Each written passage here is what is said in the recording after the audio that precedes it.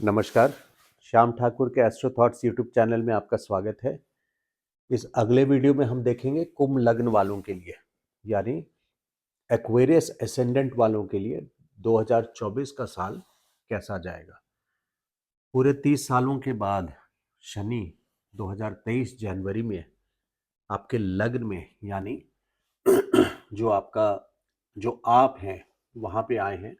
2023 से 2.5 साल पहले से आपकी स्थिति काफ़ी खराब हुई थी। उसको 2023 ने काफ़ी हद तक संभाला। जो बदलाव लाना था वो बदलाव लाया है 2023 में।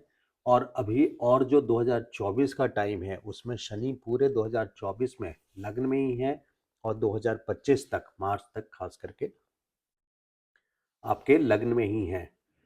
ये मेरी लग्न राशि भी है, इसलिए मैं इस राशि को बहुत निजी तौर पे जानता हूँ।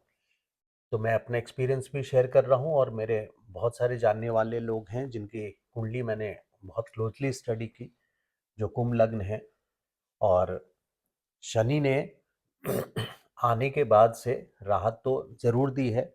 अब ग्रोथ हर के नज़र में अलग अलग होता है कि वृद्धि मुझे ये नहीं मिला या वैसी ग्रोथ नहीं मिली, इंक्लूडिंग मी, मेरे साथ भी है। लेकिन शनि धीरे धीरे काम करते हैं, बहुत स्लो मूविंग है। 29.5 साल लेते हैं पूरे 360 डिग्री चक्र काटने में, पूरे 12 राशियों को ट्रैवल करने में।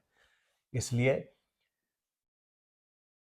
मकर और कुंभ को बहुत इंतज़ार करना पड़ता है बदलाव के लिए।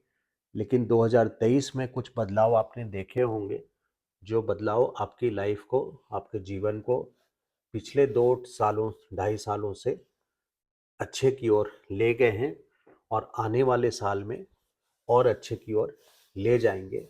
इसका वादा शनि और बृहस्पति ले करके आए हैं और राहु भी ले करके आए हैं।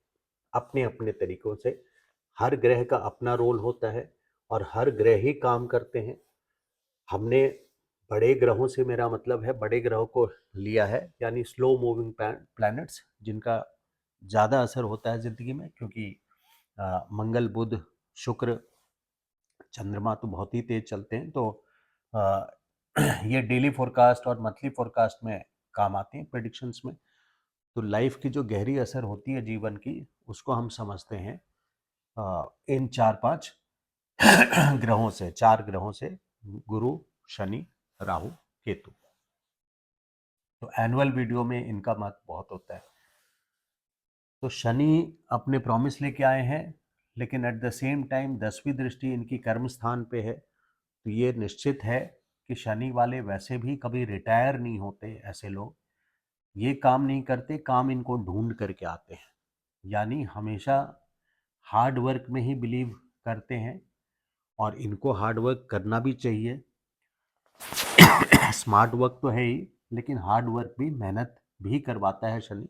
और 10वीं दृष्टि कर्म क्षेत्र पे है, बिजनेस है या जॉब, तो निश्चित तौर पे आपसे बहुत डिमांडिंग रहेंगे शनि। हार्ड वर्क की ओर, डिसिप्लिन की ओर, शनि बहुत डिसिप्लिन लाइफ जीते हैं। अगर मकर और कुंभ हो करके आप डिसिप्लिन लाइफ नहीं जीते हैं और आप शुक्र वालों के तरह तुला या वृषभ, वृषभ, तुला या मीन, एग्जाम्पल दिया है मैंने, उनकी तरह जीवन व्यतीत करना चाहते हैं तो आपको सूट नहीं करेगा ना।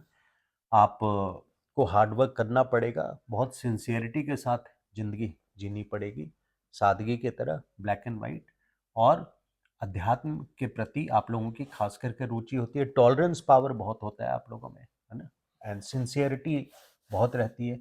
और आप लोग मेहनती भी होते हैं, एक दूसरे को फ्लेक्सिबल भी बहुत होते हैं। तो ये सारी खूबियां हैं कुंभ, मकर में भी और कुंभ में भी। तो शनि आपके लग्न में आए हैं और 10वीं दृष्टि से आपके कर्म स्थान को देख रहे हैं। तो यहाँ हार्ड वर्क तो लाजमी है, आपको करना पड़ेगा। तीसरे दृष्टि से देख रहे हैं सिबलिंग्स के घर को, भाई बहन के घर को, वहाँ पे बृहस्पति भी हैं। तो उनको परेशानी तो आएगी, शनि की दृष्टि है। ऑडिटर को अपने घर में कोई पसंद नहीं करता, है ना, जो आपका हिसाब किताब लगा करके आपके पुराने जन्मों के कर्मों का हिसाब किताब आपके सामने ला करके रख दे, तो ये ऑडिटर का काम होता है। लेकिन बृहस्पति की वहाँ पे प्रेजेंस, वहाँ होना बृहस्पति का, गुरु महाराज का, गुरुदेव का, बृहस्पति देव का तीसरे भाव में होना उनके सक्सेस के लिए भी, आपके भाई बहन के सक्सेस के लिए और आपके पराक्रम के लिए भी ये दर्शाता है कि 1 जनवरी से 30 अप्रैल तक निश्चित तौर पे आपको सक्सेस मिलेगा अपने पराक्रम में, और भाग्य का भी उदय होगा, जो कि सितंबर से दिसंबर तक ही नहीं हो पा रहा है, क्योंकि वक्री हैं बृहस्पति, आपके धन भाव और लाभ भाव के स्वामी हैं, और वक्री हो रहे हैं सितंबर से दिसंबर तक, जिसके वजह से आपको जो फायदा मिलना चाहिए उतना फायदा नहीं मिल पा रहा है। लेकिन 1 जनवरी से 30 अप्रैल तक भाग्य का पूरा साथ रहेगा, धन संचय भी होगा, लाभ स्थान पे 9वीं दृष्टि सीधी पड़ रही है, और 1 2 3 4 5 सप्तम पे, तो जिन लोगों का विवाह नहीं हुआ है उनका विवाह या तो हो चुका होगा जो कुंभ लग्न वाले हैं, और नहीं हुआ है तो 1 जनवरी से 30 अप्रैल तक ये बेस्ट टाइम है, जब पूरी पॉसिबिलिटी है कि उनकी शादी तय हो जाएगी, या आप अपने पसंद से शादी करना चाहते हैं तो इसी समय का डेट रखें कि 30 अप्रैल के पहले पहले आप विवाह कर लें, क्योंकि बृहस्पति की कृपा आप पे, ब्लेसिंग्स आप पे बनी रहेगी 5वीं दृष्टि से आपके शादी पे, और शनि की भी पूरी दृष्टि है, तो ये संयोग बहुत सालों में बनता है जब शनि और गुरु दोनों सप्तम भाव को देखें और ब्लेस करें। और आपके तो लग्नेश ही हैं, तो यहाँ शनि से तो डरने का मतलब ही नहीं है है ना। तो ये है सॉरी, बृहस्पति नवम भाव से कुछ धार्मिक यात्राएं भी दे सकते हैं 1 जनवरी से 30 अप्रैल तक, और दूर की जर्नी, लंबी यात्राएं भी, धार्मिक के अलावा लंबी यात्राएं भी दे सकते हैं। आपके फ्रेंड सर्कल में इजाफा होगा, बढ़ोतरी होगी, और लाभ स्थान में भी सॉरी, लाभ स्थान में भी काफी धन संचय का की पॉसिबिलिटी बनती है। कैश फ्लो का आना आपका अक्टूबर से 2025, अक्टूबर 2023 से 2025 मई तक, राहु, देखिए राहु को भौतिक सुख से बड़ा प्रेम है ना, दानव है, ये देवता है, तो भौतिकता में बिलीव करता है, सुख में बिलीव करता है, तो सुख भोगने के लिए जो भी आपको धन देना है वो राहु अवश्य दे करके जाएंगे, आकस्मिक धन दे करके जाएंगे, अचानक से धन दे करके जाएंगे। किस रास्ते से देते हैं इसका पहले से अनुमान ना होगा, लेकिन किसी न किसी तरीके से आपको कोई बड़ा धन रकम दे करके जाएंगे ये अक्टूबर से लेकर के 2025, पूरा 2024 और 2025 मई तक।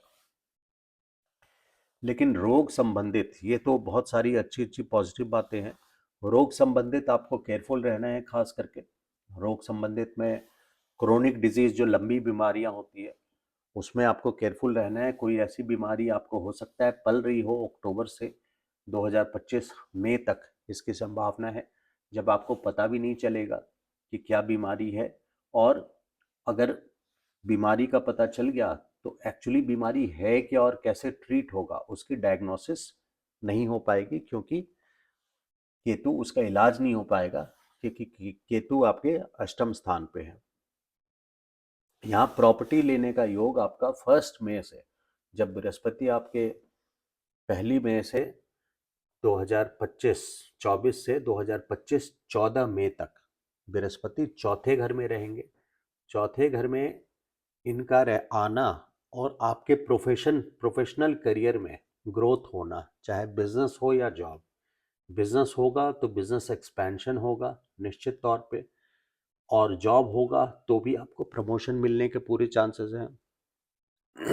प्रॉपर्टी संबंधित आप कोई कार्य, अगर मकान, जमीन और रेनोवेशन, कोई ऐसी चीज़ सोच रहे हैं, या अपनी पुरानी ज़मीन को बेच के नई ज़मीन खरीदना, तो इस तरह का कार्य करने का 30 अप्रैल के बाद से 1 मई से 2025 में 14 तक बहुत शुभ रहेगा इस टाइम पे, और शुभ रहेंगे भी, और वो निश्चित तौर पे कोई ना कोई ऐसा काम आपसे करवाएंगे। तो आपको अपने स्पीच में, अपने बोलने में सतर्क रहना है, क्योंकि आपके बोलने से किसी को चोट पहुंच सकती है। आपकी भाषा क्लियर होनी चाहिए, है ना, कोई हिडन डुअल मीनिंग वाली लैंग्वेज नहीं होनी चाहिए जिसका डबल मीनिंग है। और उसके अलावा आप अपने फैमिली के साथ भी, कुटुंब के साथ भी किसी तरह का डिस्प्यूट में पड़ सकते हैं, तो उससे बच के रहें, क्योंकि राहु हैं, मायावी हैं। यहाँ पे राहु 2 नंबर के भी पैसा देते हैं। राहु दूसरे भाव में 2 नंबर का पैसा ला करके देते हैं। देखिए, कुछ ना कुछ आपके प्रोफेशनल करियर के लिए मैं फिर से बोलता हूँ, बहुत इंपॉर्टेंट साल है ये 2024, 1 मई से 2025 मई तक, क्योंकि बृहस्पति चेयर ऑफ प्रोफेशन बोलते हैं चौथे घर को, कुर्सी, और ये टेबल है, ये कुर्सी है और ये टेबल है। ये आपका ऑफिस है, मतलब कुर्सी और टेबल का संबंध है। तो आपके प्रोफेशनल करियर के लिए आप प्रेशर में तो रहेंगे, लेकिन प्रोफेशनल करियर के लिए बहुत अच्छा और इम्पोर्टेंट टाइम है, ऐसा मेरा मानना है और ज्योतिष का मानना है कि आपके लिए बहुत इम्पोर्टेंट है। सो निश्चित तौर पे जो भी आप स्लो डाउन देख रहे हैं 31 अक्टूबर तक, धीमी गति का चाल देख रहे हैं 31 अक्टूबर नहीं, सॉरी, 31 दिसंबर तक, वो 1 जनवरी से रूपरेखा आपकी कुंडली का पूरी तरह बदल जाएगा। और 2024 और 25 तक, खास करके यहाँ हम 25 तक ही बात कर रहे हैं, उसके बाद भी आपका अच्छा है, लेकिन अभी हम 24 तक से 25 तक की बात कर रहे हैं। 25 मई तक बहुत शुभ और लाभकारी रहेगा आपके कर्म के लिए, आपके प्रोफेशन के लिए, बिजनेस के लिए, जॉब के लिए। कुछ गुड टाइम पूरे साल के हैं, गुड पीरियड। 1 जनवरी से 14 जनवरी ये आपके अच्छा टाइम है आपका। फिर 15 मार्च से 7 जुलाई, this is also another good period. 18 September to 20 October, ये अच्छा टाइम है, लेकिन इसमें गवर्नमेंट से रिलेटेड कोई कार्य आपको सतर्क रहना है। गवर्नमेंट से रिलेटेड कार्य ना करें। टैक्सेशन वगैरह चेक करके रखें कि आपने टैक्स फाइल किया है, जो भी टैक्स के से प्रॉब्लम, या कहीं ना कहीं वाइफ से भी प्रॉब्लम आ सकता है, हस्बैंड या वाइफ से, क्योंकि आपके सूर्य छठे भाव में है। सूर्य छठे भाव में अच्छे हैं, लेकिन वहाँ लिटिगेशन का घर भी है, लड़ाई झगड़े का है, विपत्ति स्थान भी है, और अपने से 12वें पे है, इसलिए केयरफुल पीरियड्स में, साल के जो अच्छे पीरियड्स हैं मैंने आपको बताया, जो केयरफुल पीरियड्स हैं वो हैं 14 जनवरी से, 1 से 14 जनवरी आपका अच्छा है, लेकिन 14 जनवरी से 13 फरवरी तक सूर्य आपके 12वें में है।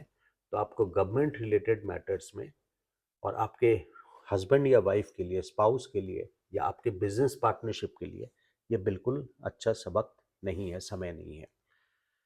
बल्कि 13 फरवरी के बाद भी 7 मार्च तक आपके भाग्येश, सुख स्थान के स्वामी और भाग स्थान के स्वामी आपके 12वें स्थान पे हैं।